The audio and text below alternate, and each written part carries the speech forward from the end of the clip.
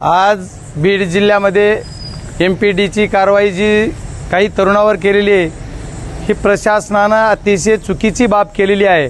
इलेक्शनच्या काळामध्ये अशी कारवाई करणं चुकीचं आहे। ज्या एका समूहाच्या लोकांवर तरुणाईवर ही कारवाई केली जाते ही कारवाई निंदनीय आहे।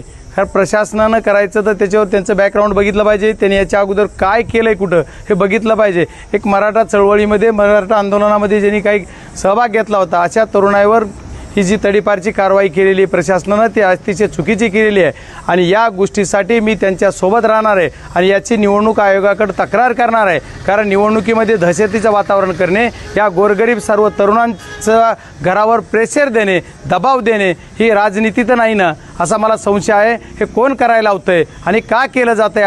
आजची गोष्ट जी आहे ते आजच्या दिवशी हे करणं अतिशय चुकीची पद्धत प्रशासन करताय। प्रशासनाला माझी हात जोडून विनंती आहे की अशा पद्धतीची कारवाई तुम्ही पुढे कुणावर करू नये आणि जी केली ती सुद्धा थांबवली पाहिजे। कारण त्या तरुणांचं रेकॉर्ड मागचं बघितलं पाहिजे, त्यांनी याच्या अगोदर कुठं काही एखादा गुन्हा झाला आहे का, त्यांनी कुठं गुन्हा केला आहे का?